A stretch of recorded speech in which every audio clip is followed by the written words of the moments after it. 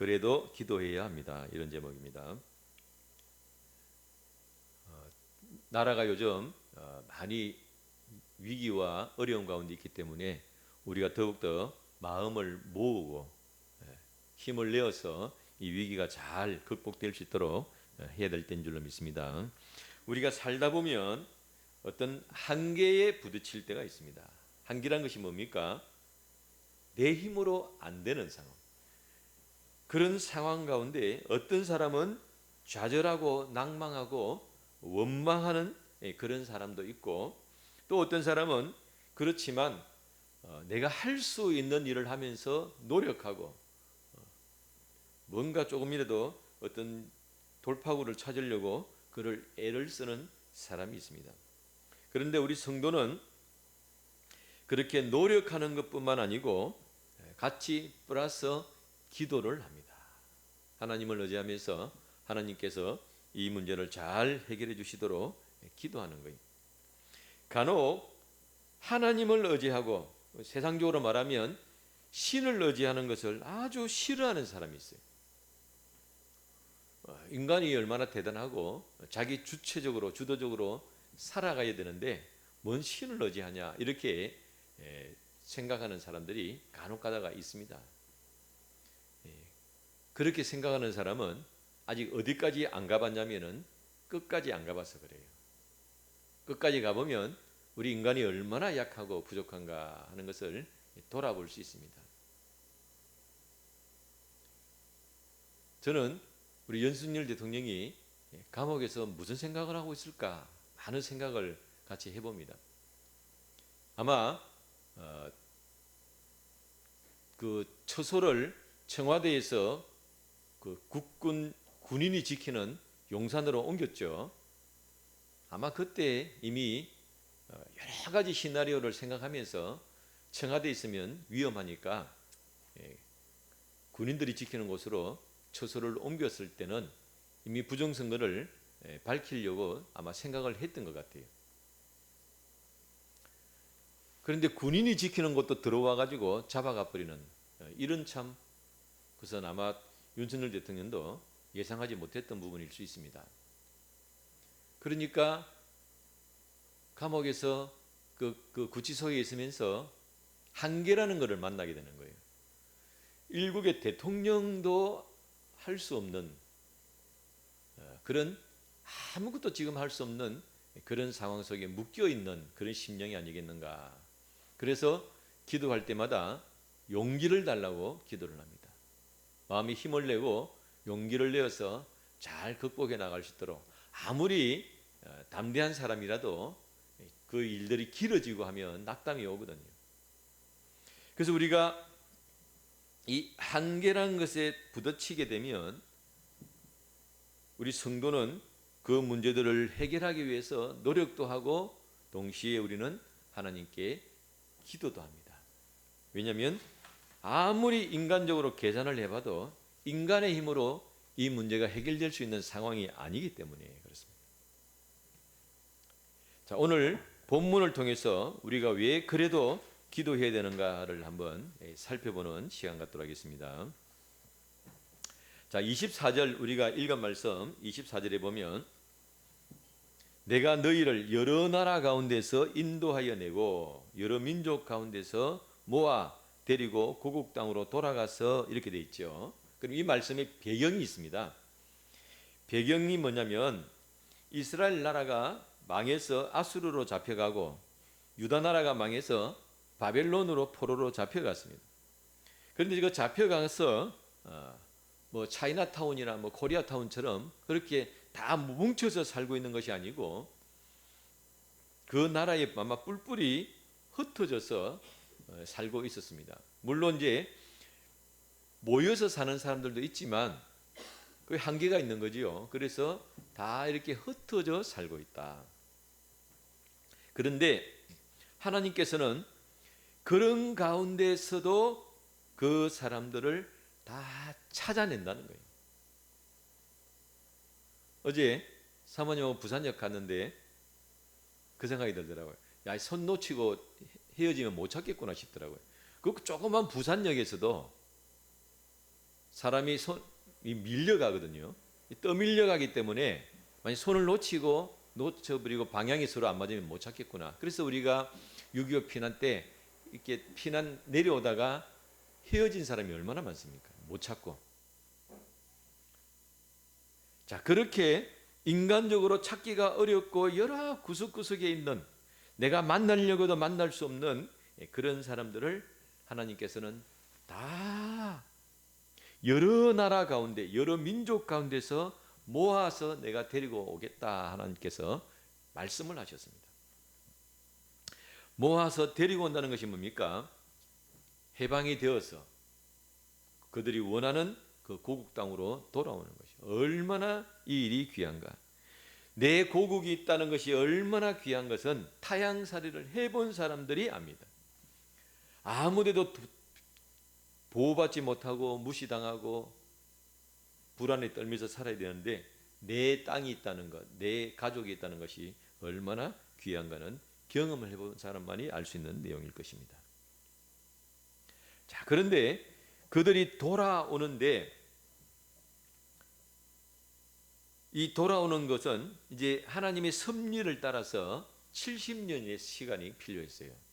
70년 동안 이제 담금질을 하는 거죠. 우리가 쇠가 처음에는 딱딱하잖아요. 그래서 쳐도 안 들어지만 불 속에 집어넣고 벌겋게 달구면 그 다음에는 망치로 치면 쇠가 물렁물렁해진단 말이에요. 그렇게 달구는 그 시간들이 거의 70년이 걸린다. 70년 후에 이제 이스라엘 백성들이 돌아옵니다. 자, 돌아올 때 하나님께서 무슨 일을 하셨는가 보니까 25절 26절 읽어보겠습니다. 시작. 맑은 물을 너희에게 뿌려서 너희로 정결하게 하되 너희 모든 더러운 것에서 모든 우상 숭배에서 너희를 정결하게 할 것이며 또 새 영을 너희 속에 두고 새 마음을 너희에게 주되 너희 육신에서 굳은 마음을 제거하고 부드러운 마음을 줄 것이라. 돌아오는데 그냥 돌아오는 게 아닙니다. 완전히 새 사람이 되어서 돌아온다는 거예요. 새 사람. 지금 우리 윤석열 대통령만 기도하고 있는 것이 아니고 서부지법 앞에서 풀려나기를 외쳤던 그 청년들이에요. 요 간악한 놈들이 뭐 12시만 되면 발표할 수 있는 내용을 3시까지 끌어가지고 사람들 다 지치게 만들고 분노가 쌓이게 만들고 그리고 많은 사람들이 돌아갔어요. 소수만 남았습니다. 그리고는 윤석열 대통령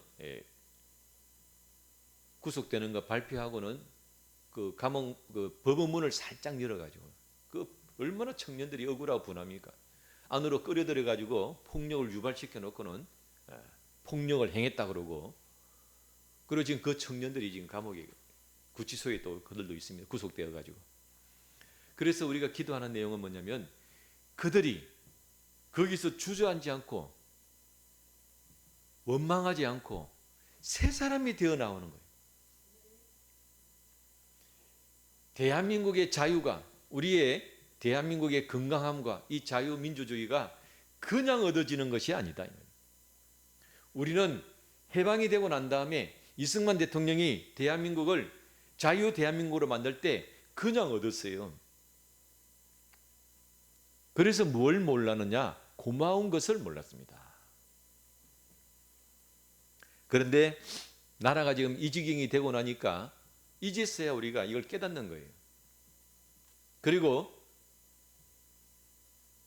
우리 대한민국에서 우리 대한민국의 자유, 대한민국 민주를 위해서 감옥 간 사람은 이번에 처음, 제가 알기로는 처음이지 않겠나. 이 청년들이 얼마나 우리 대한민국의 귀한 밑거름이 돼야 되겠는가. 이 자유의 소중함을 우리가 얼마나 귀하게 하는가. 그래서 그 청년들이 감옥에 지금 구치소에 있지만 그들이 이 일들을 통해서 마음을 새롭게 하고 낙담하는 것이 아니고 완전히 새 사람이 되어서 나오도록 우리가 기도해야 됩니다. 자, 그렇게 해서 새 사람을 주는데 하나님께서 그들을 첫 번째 보니까 맑은 물을 뿌려서 너희로 정결하게 한다 그랬어요. 맑은 물을 뿌려서 정결하게 한다. 그런데 실제로는 그 맑은 물이 뭐냐면 나중에 예수 그리스도의 보혈로 뿌립니다. 예수님의 십자가에서 흘리신 그 보혈을 우리에게 뿌려요. 그래서 우리를 정결을 하게 합니다. 모든 죄를 다 용서하시고, 죄가 용서되면 어떻게 되냐면 눈에 덮였던 비늘들이 다 벗겨져요. 그래서 진리를 알게 되는 거예요.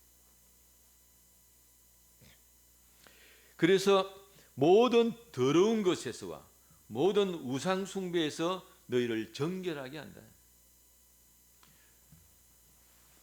지금도 우리가 보면 참 신기한 거는 뭐냐면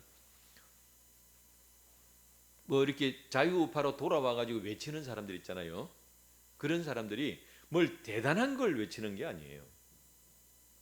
그냥 좀 상식적으로 하자 이 말이에요. 상식적으로. 뭘 대단하게 뭘 하자는 것이 아니고 좀 규칙대로 하고 약속대로 하고 상식대로 하자 이걸 외치고 있다 이 말이에요.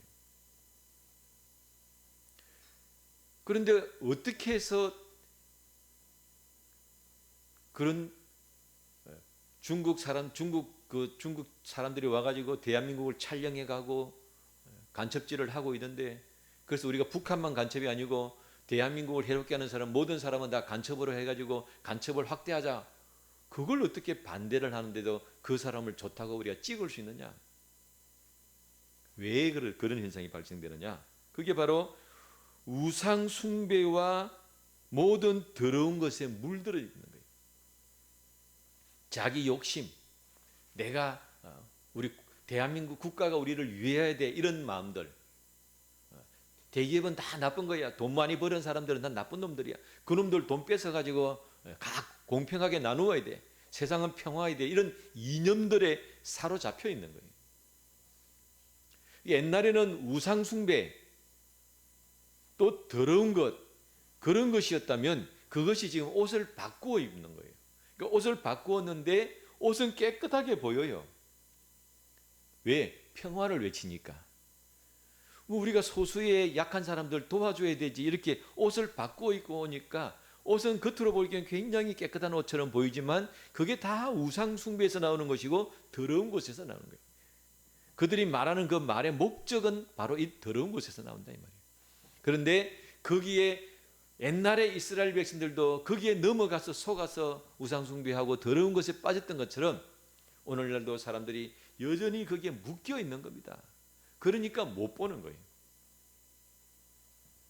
그래서 주님께서 그들이 70년의 시간을 지나고 난 다음에 돌아올 때는 이제 다 맑은 물로 씻겨주면서 그 우상 숭배의 더러운 것들 또 모든 더러운 것들을 다 벗겨주니까 이제는 밝히 보게 된다는 것입니다. 그리고 그들에게 새 영을 부어주신다. 새 마음을 주신다 그랬어요. 너희 육신에서 굳은 마음을 제거하고. 굳은 마음이 뭡니까? 자기 주장. 하나님께서 우리에게 이렇게 하신다는 거예요. 부드러운 마음을 주신다. 부드러운 마음이라는 것이 뭡니까? 다른 사람 마음을 귀담아 듣고 내가 잘못 생각할 수도 있겠구나. 그래서 공평하게 하려고 하고 공정하게 하려고 하는 그런 마음들을 갖는다는 거예요.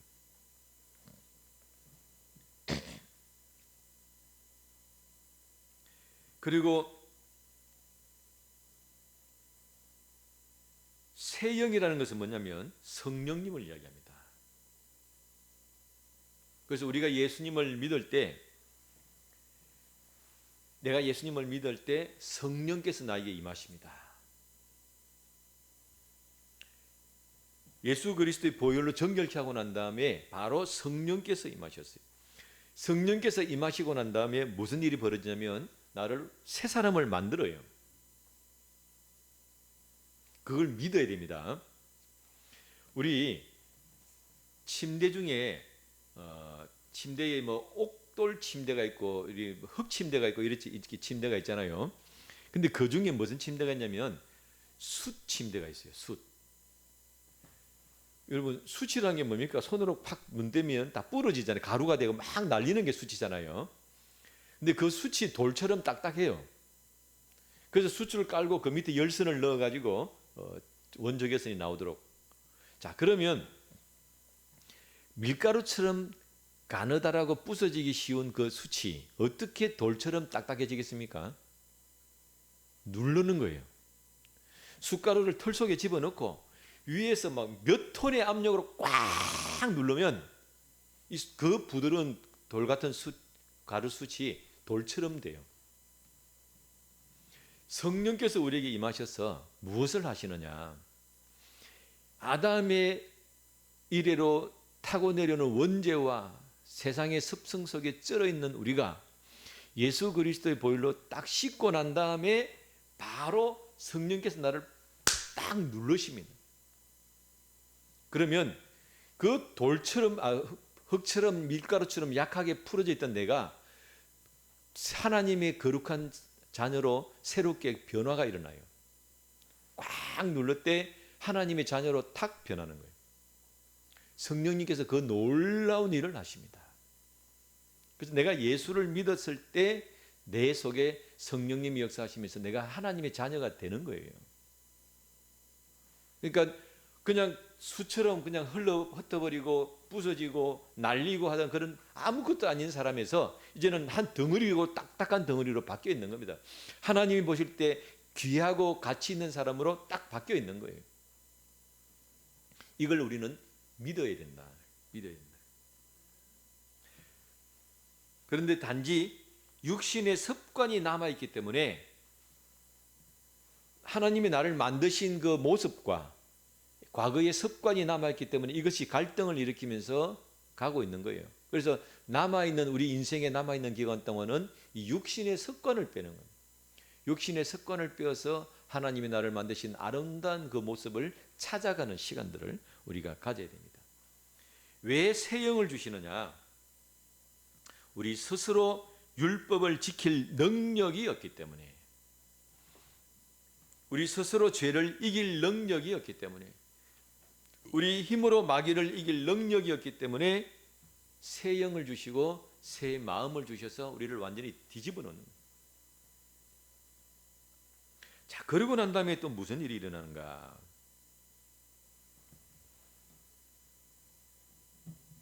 자, 28절과 28절에서 30절까지 읽어보겠습니다. 시작. 내가 너희 조상들에게 준 땅에서 너희가 거주하면서 내 백성이 되고 나는 너희 하나님이 되리라. 내가 너희를 모든 더러운 데서 구원하고 곡식이 풍성하게 하여 기근이 너희에게 닥치지 아니하게 할 것이며 또 나무의 열매와 밭의 소산을 풍성하게 하여 너희가 다시는 기근의 욕을 여러 나라에게 당하지 아니하게 하리니. 자, 하나님께서 이스라엘 백성들을 그렇게 새 사람을 만들고 난 다음에는 새 땅을 주십니다. 새 땅. 그 돌아온 고국 땅도 70년 동안 묵었기 때문에 이제 농사가 잘 되는 땅으로 바뀌어 있는 거예요. 그 새 땅으로 불러들여서 이제는 그 땅에서 농사를 하면 농사가 잘 되도록 축복을 하시고 기근이 다시는 오지 않도록 모든 재난과 어려움과 역경을 다 하나님께서 막아주신다는 거예요. 그리고 주시는 것이 보니까 곡식을 주시고 30절에 보니까 나무의 열매를 주시고 밭의 소산을 주세요. 밭의 소산은 뭡니까? 채소. 나무의 열매는 과일이나 또 견과류. 곡식은 우리가 먹을 쌀, 보리.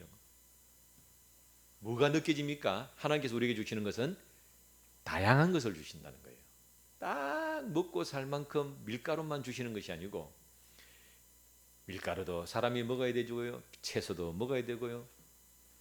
과일도 먹어야 되고요. 그래서 하나님께서 우리에게 주시는 것은 풍성한 것을 주신다. 풍성한 것을.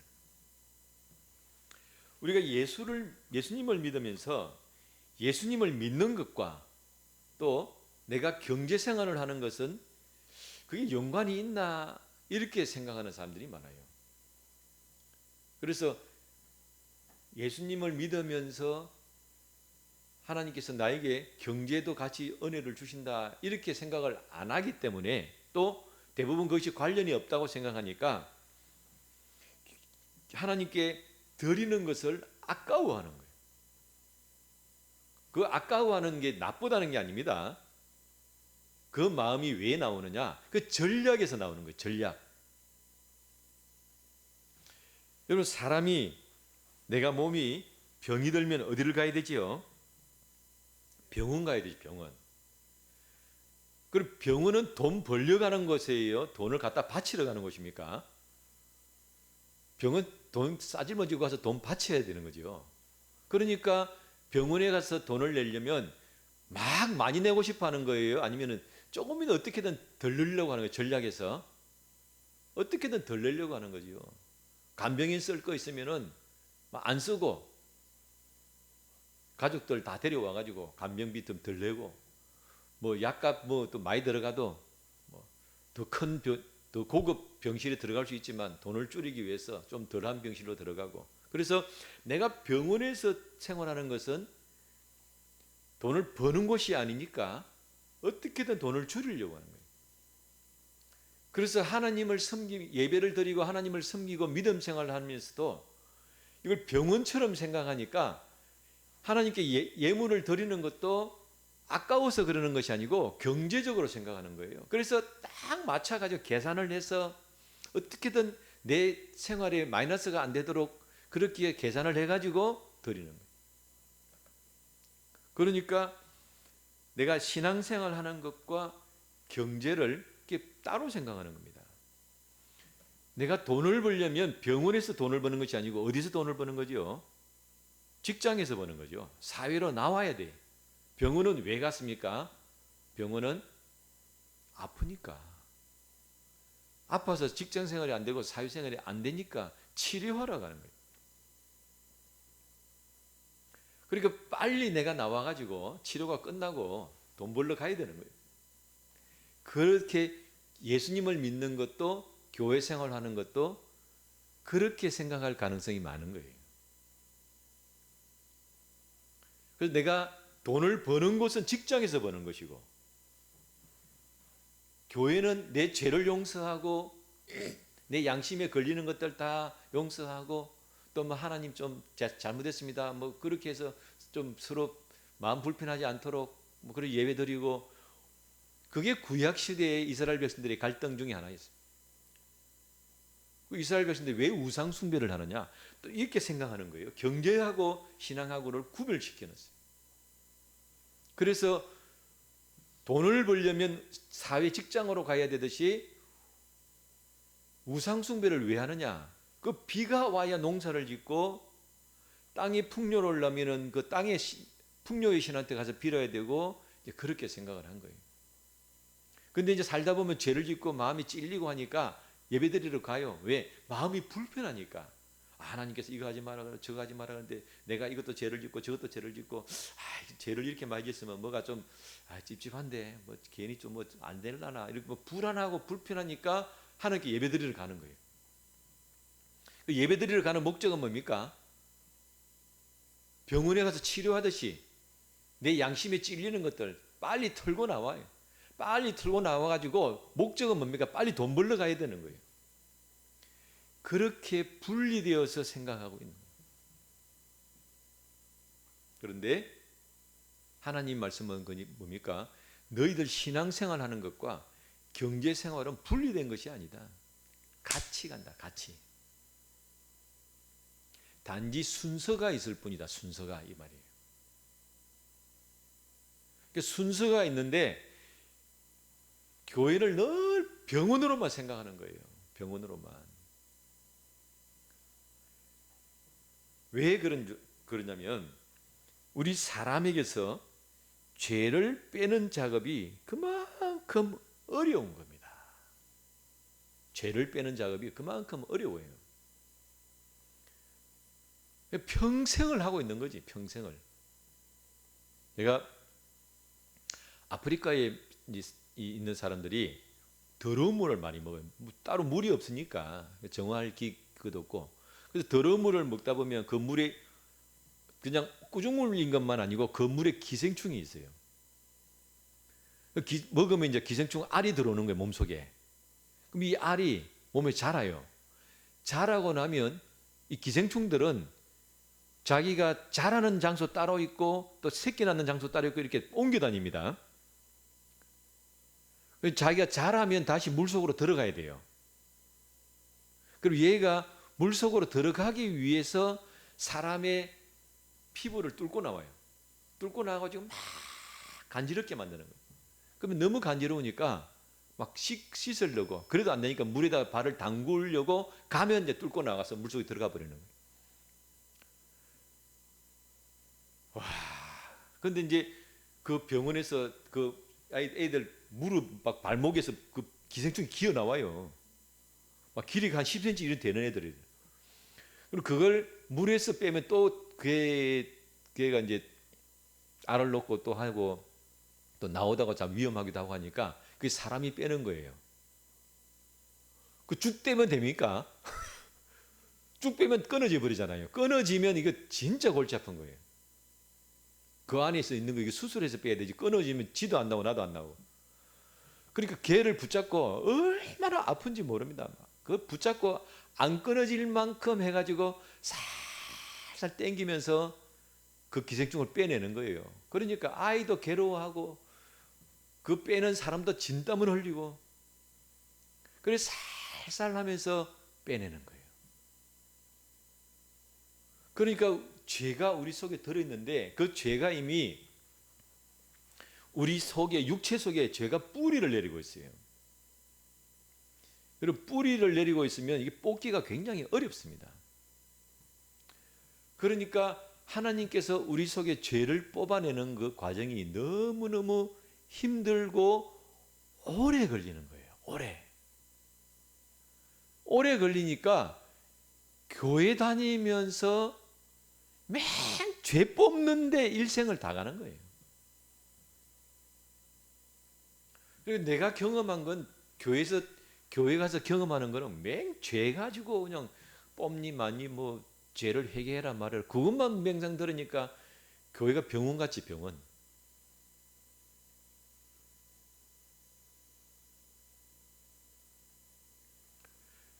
그래서 그 기간이 길기 때문에 우리가 교회가 병원처럼 느껴지는 것이지만, 그러나 반드시 그 과정은 거쳐야 됩니다.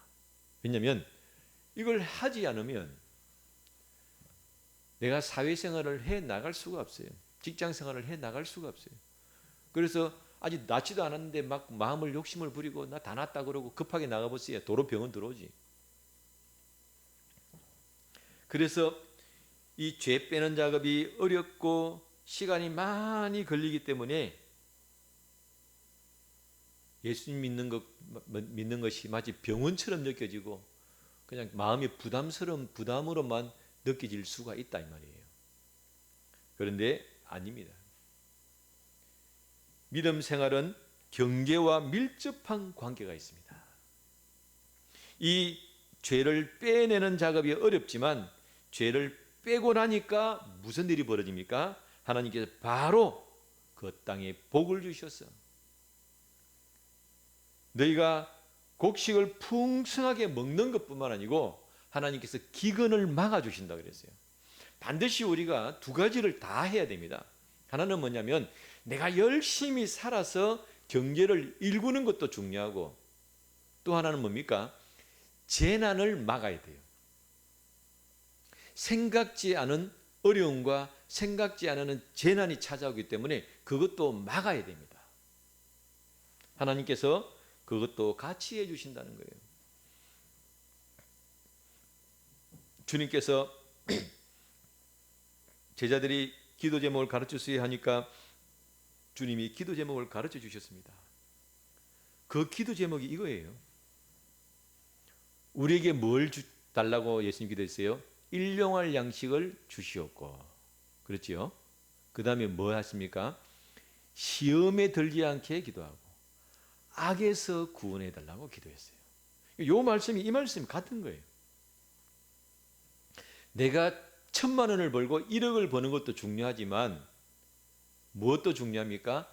기근이 오지 않냐고, 재난을 당하지 않냐고, 어려움을 당하지 않는 것도 중요하다. 우리 뭐 우스갯소리로 젊을 때 열심히 돈 벌어가지고 나이 들면 어떻게 한다고요? 병원 다 갖다 바치는 거예요. 그런 거 많잖아요. 열심히 벌어가지고 버는 동안에 몸 다 망가져가지고 연세 드셔가지고 정말 사람이 가다가요 한번 팍 넘어지면 뭐 돈 1,000만 원 우습게 날아가더라고요.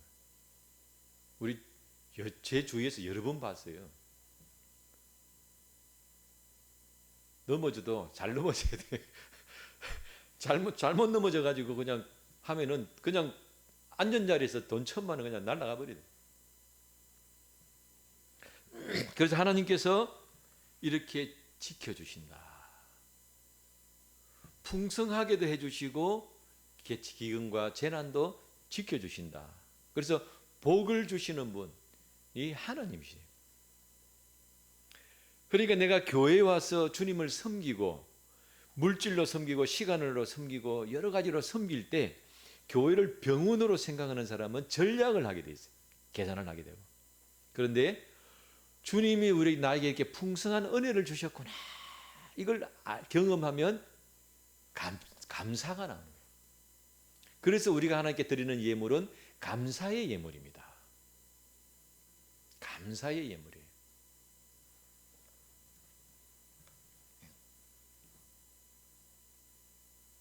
자, 그러고 난 다음에 또 무슨 일이 벌어지는가? 31절과 32절 시작. 그때에 너희가 그 악한 길과 너희 좋지 못한 행위를 기억하고 너희 모든 죄악과 가정한 일로 말미암아 스스로 믿게 버리라. 주 여호와의 말씀이니라. 너희가 이렇게 행하면 너희를 위함이 아닌 줄을 너희가 알리라.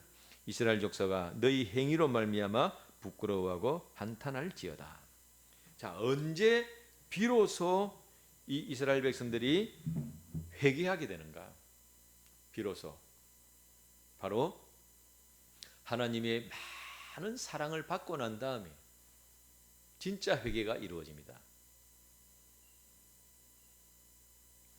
자, 우리가 아이들을 키우면서 아이들을 공부하게 할 때, 아이들 공부를 하면서 뭔가 자기 일을 하게 할 때 어릴 때는 훈육이라 그래서 매를 댑니다. 또 실제로 매를 좀 대야 되고, 왜냐하면 사람 속에 거역의 영이 있기 때문에 매가 좀 필요합니다. 그런데 매를 대어 가지고 아이를 훈육하는 것은 한계가 있어요. 그래서 매가 없고 또 유혹거리가 오면 그냥 또 안 해버리는 거죠. 결국은 뭡니까? 그 아이가 스스로 해야 돼요. 스스로. 그래서 우리가 주님 앞에 회개하는 것도 맹 너는 죄인이야 막 이렇게 하나님께서 나를 훈육하고 매를 대고 막 조금만 잘못하면 막 두드러 패고 자빠지고 넘어지고 병들고 이 돈을 잃고 그렇게 해서 막 하나님을 두려워하고 그건 한계가 있는 거예요. 내 마음에 열리지가 않았어요. 하나님이 두렵기만 하고. 그런데 그걸 용서하시고 하나님의 은혜를 베풀어 주시고 나에게 풍성함을 주시고 여유를 주셨을 때 오히려 그때 과거를 기억하고 자기의 가정한 일로 말미암아 스스로 믿게 본다 그랬어요. 하나님의 사랑을 경험하고 난 다음에 오히려 진짜 회개가 일어나는 거예요. 자원하는 심령을 더 갖게 되는 것입니다.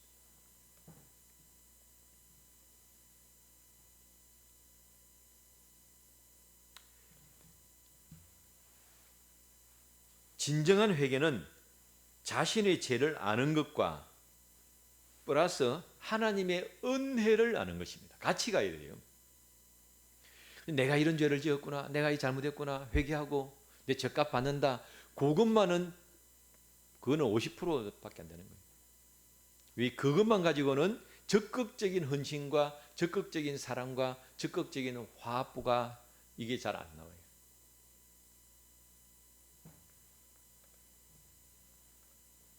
자, 그런데 하나님께서 또 재밌는 말씀을 하십니다. 32절 아까 중간에 보면 내가 이렇게 행하면 그랬어요. 이렇게 행하면 뭡니까? 그 이스라엘 백성들을 고국 땅에서 돌아오게 하고 새 마음을 주시고 또 새 땅을 주고 풍성함을 주고 기근에서 지켜주시고 이 말이거든요. 말씀이거든요. 자, 이렇게 행하면 너희를 위함이 아니다 그랬어요. 너희를 위함이 아니다. 근데 이제 너희를 위함이 아니다 이 번역이 조금 저는 개인적으로는 잘못됐다고 생각해요. 너희 때문이 아니다 이렇게 번역이 돼요. 왜? 우리를 위해서 다 하는 거거든요. 근데 그 하나님께서 그렇게 하시는 동기가 뭐냐 너희 때문이 아니다. 하나님 말씀하셨어요. 너희 때문에 하는 것이 아니고 뭐 때문에 하느냐. 23절에 보면 나의 거룩한 이름 때문에 한다 그랬어요. 나의 거룩한 이름 때문에. 그러니까 너희 때문에 너희를 위한 게 아닌 게 그게 아니고 번역이 아니고 너희 때문에 내가 하는 것이 아니고 너희 때문에 하는 것이 뭡니까? 너희가 불쌍하고 또는 너희가 잘했고 돌아와서 뭔가 너희가 이렇게 할 만한 소스를 주었기 때문에 내가 이렇게 하는 것이 아니고 내 이름 더럽혀진 내 이름 때문에 이렇게 한다 그랬어요. 자, 이 말씀을 우리가 좀 더 정확하게 이해를 하려면요. 오늘날 현대말로 말씀하면 브랜드라는 말을 붙여. 브랜드. 브랜드가 뭡니까? 상표입니다. 상표. 그래서 그 상표의 가치를 지키려고 굉장히 많은 애를 씁니다. 그냥 뭐 예를 들면 이름도 없는 뭐 그런 막 기업체에서 뭐 물건을 하나 만들었는데 잘못됐다 그러면요. 뭐 그래 어쩌라고 그러고 뭐 폐업해버리고 문 닫고 도망가버리고 그렇게 합니다. 작을 때는 도망갈 수 있지요. 그런데 이제 브랜드 이름이 걸린 거예요. 여기서 잘못되면 이름 망치면 다른 데 물건이 안 팔려. 그러면 그 이름의 값을 지키기 위해서 엄청난 투자를 합니다. 그 리콜이라고 있어요. 리콜. 뉴스에 보면 한 번씩 리콜 이런 말 나오거든요. 리콜이 뭐냐면 물건을 만들어 팔았어. 자동차도 만들어 팔고 다 팔았는데 팔 때는 몰랐는데 이제 자동차를 운전을 해보다 보니까 이런 상황에서 자꾸 이런 고장이 나는 거예요. 이 고장이 났네. 근데 이제 그 차 산 사람이 1년 만에 고장이 나는 사람도 있고 2년 만에 나는 사람도 있고 어떤 사람은 안 나는 사람도 있고 그런 거예요. 그러면 뭐 모른 척하고 넘어가면 돈이 안 들 텐데 그걸 다 불러들여요. 이 차를 몇 년도에 만든 무슨 차는 이런 고장이 있으니까 우리가 공짜로 수리해 줄 테니까 오세요. 그게 리콜입니다. 왜 그렇게 할까요? 우리 회사는 정직하다. 우리 회사는 책임을 진다. 그걸 보여주는 거예요. 그래야 다음에 사람들이 물건을 살 때 고를 때 뭘 고르는 거예요? 이것저것 고르기 생각이 싫을 때는 그 회사 물건을 사는 거예요. 그게 이름값입니다. 저도 공구 때문에 뭐 이렇게 물건을 사면요. 정말로 사가지고 후회하는 거 뭐 어느 나라 제품일까요? 그 중국제예요. 싸거든. 싸가지고 막 속는셈 치고 한번 사보자 했더만 물론 간혹 가다가 안 그런 것도 있어요. 간혹 가다가 안 그런 데 있는데 거의가 다 뭐 싼 맛에 샀지 그러고 넘어가는 거예요. 근데 일본 제품은 지금도 좀 비싼요. 근데 일본 제품은 그냥 무조건 삽니다. 내가 막 사야 될 것이 있고 이건 꼭 중요한 물건인데 꼭 써야 되는 물건이다 한데 만약 중국제가 좀 싼 게 있고 비싼 게 일본제가 있다 그러면요. 일본제 싸요. 그러면 그렇게 되도록 그 사람들이 그 이름을 지키기 위해서 엄청난 노력을 한 겁니다. 하나님께서 내 이름 때문에 한다. 그 말씀은 뭡니까? 다른 말로 하면 약속이에요. 약속. 하나님께서 천지 만물을 창조하시고 하나님께서 사람에게 복을 주시고 하나님께서 아담과 하와를 에덴 동산에 두시고 이런 많은 약속, 아브라함을 택하시고 이런 많은 약속을 하신 그 약속들을 하나님은 책임지시고 지키신다는 걸 보여주시는 거예요. 그것이 바로 이름 때문에 한다.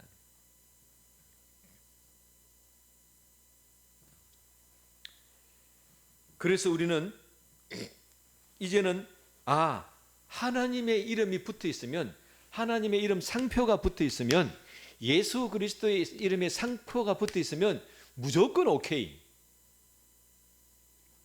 그 말씀을 무조건 믿고 따르면 된다는 거예요.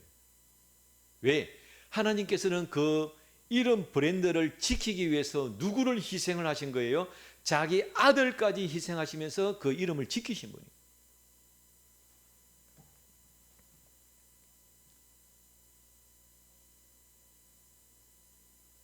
자, 이렇게 해서 하나님께서는 이름을 지키기 위해서 많은 일들을 이루시고 약속하신 것을, 그 약속을 하시고 그 다음에는 그 약속을 지키신다라고 오늘 이 에스겔서 말씀을 통하여서 우리에게 알려주셨어요. 그래서 하나님의 약속하신 것, 하나님이 계획하신 것은 다 이루어진다. 그러니까 지금도 미래에 이렇게 이루어질 것, 새 영이 임하고 내가 새 땅을 주고 이렇게 다 약속을 지금 하시는 거잖아요. 자, 그런데 이럴 때 끝에 하나님이 37절에 중요한 말씀을 하십니다. 자, 37절 보겠습니다. 시작. 주 여호와께서 이같이 말씀하신느니라. 그래도 이스라엘 족속이 이같이 자기들에게 이루어주기를 내게 구하여야 할지라. 이 번역 속에 그래도라가 있어요. 그래도. 이 원문에 보면은 원문은 그래도가 아닌데 이거 번역보다 좋은 번역이 없는 것 같아요. 한국말 딱 그 뉘앙스. 그래도 이렇게 약속이 되어 있지만 내가 그래도 기도해야 된다. 이 그래도란 말이 굉장히 중요한 말씀입니다. 하나님의 섭리는 사람을 통해서 이루어집니다. 아무리 하나님께서 계획하시고 약속하시고 하셨더라도 그것은 허공에 지금 머물러 있기 때문에 그것이 이 땅에 이루어지려면 사람을 통해서 이루어지는 거예요. 사람의 무엇을, 사람의 기도와 사람의 눈물과 사람의 헌신과 사람의 땀을 통해서 일이 이루어지는 것입니다.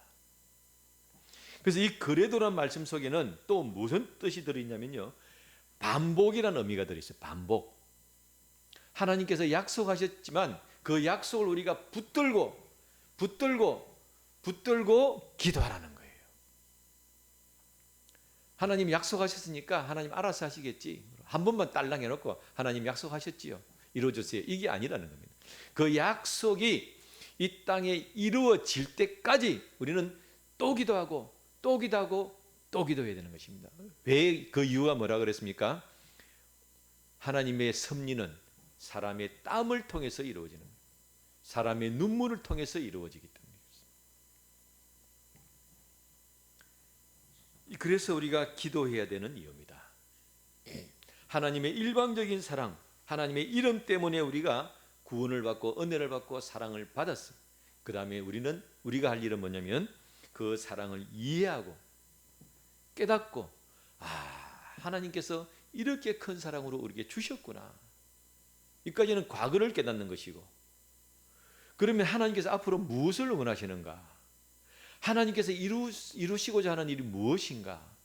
그 미래를 바라보면서 나도 그 하나님의 일에 동참을 해야 되겠다. 이게 결단이 나오는 것입니다.